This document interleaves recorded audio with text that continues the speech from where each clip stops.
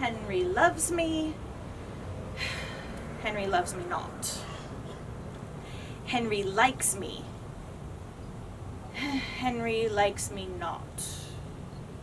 Henry tolerates me?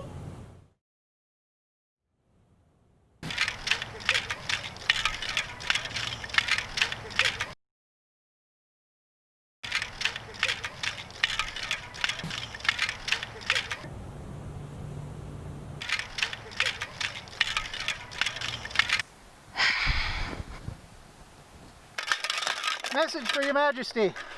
Oh, many thanks, Lord Essex. You may go. Your Majesty, it is with our deepest regret that due to the plague, we are unable to host you at Southampton this year for the annual Spokane Renaissance Fair. Regretfully, Lady Rebecca, the Baroness, L'Appelleray Yon. Oh. We have such marvelous entertainment now. I wonder what the future will bring.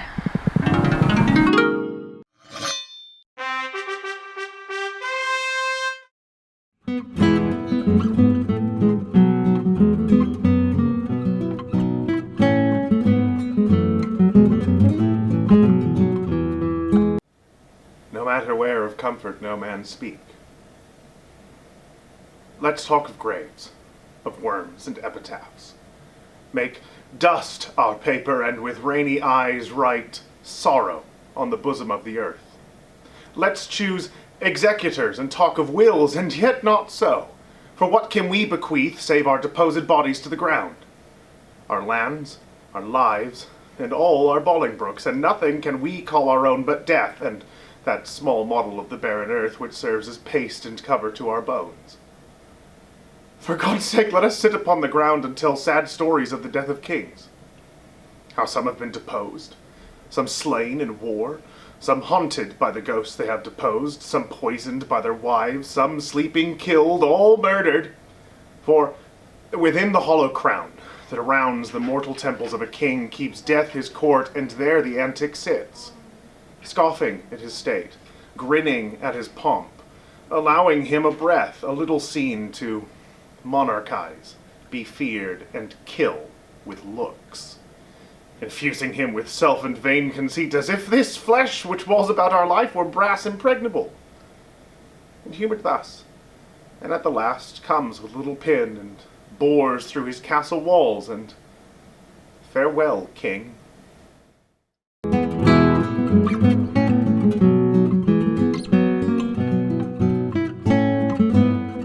Two households, both alike in dignity, in fair Verona where we lay our scene.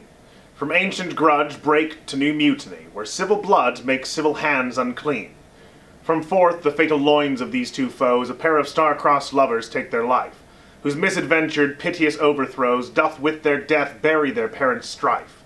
The fearful passage of their death-marked love, and the continuance of their parents' rage, which but their children's end naught could remove, is now the 2 hours' traffic of our stage. The which, if you with patient ears attend, what here shall miss, our toil shall strive to mend.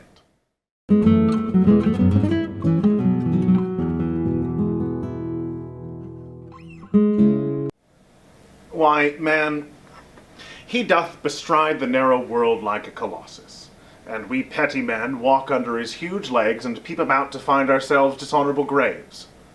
Men at some times are masters of their fates. The fault, dear Brutus, is not in our stars, but in ourselves, that we are underlings. Brutus and Caesar. What should be in that Caesar?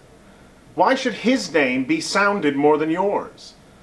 Write them together. Yours is as fair a name. Sound them. It doth become the mouth as well. Weigh them. It is as heavy. Conjure with them. Brutus will start a spirit as soon as Caesar. Now, in the names of all the gods at once, upon what meat doth this our Caesar feed, that he has grown so great? Age, thou art shamed. Rome, thou hast lost the breed of noble bloods.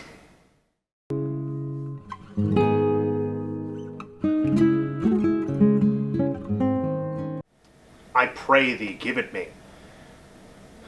I know a bank where the wild thyme blows, where oxlips and the nodding violet grows, quite o'er-canopied with luscious woodbine, with sweet musk roses and with elegantine. There sleeps Titania, sometimes of the night, lulled in these flowers with dances and delight, and there the snake throws her enameled skin, weed wide enough to wrap a fairy in. And with the juice of this I'll streak her eyes and make her full of hateful fantasies. Take thou some of it, and seek through this grove. A sweet Athenian lady is in love with a disdainful youth. Anoint his eyes, but do it when the next thing he espies may be the lady.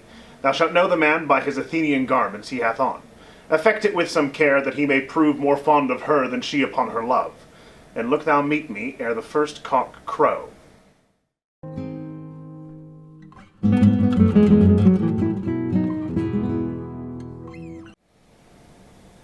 Oh, for a muse of fire, that would ascend the brightest heaven of invention. A kingdom for a stage, princes to act, and monarchs to behold the swelling scene.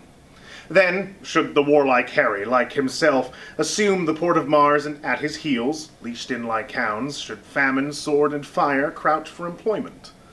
But pardon, gentles all, the flat, unraised spirits that have dared on this unworthy scaffold to bring forth so great an object. Can this cockpit hold the vasty fields of France?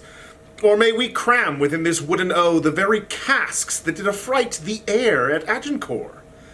Oh, pardon. Since a crooked figure may attest in little piece a million, and let us, ciphers to this great accompt on your imaginary forces work.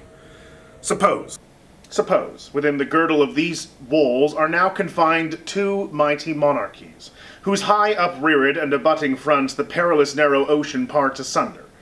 Piece out our imperfections with your thoughts, into 1,000 parts divide one man, and make imaginary puissance.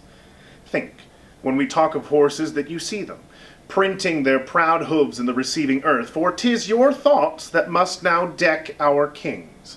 Carry them here and there, jumping o'er time, turning the accomplishments of many years into an hourglass, for the which supply, admit me chorus to this history, who prologue-like your humble patience pray, gently to hear, kindly to judge our play.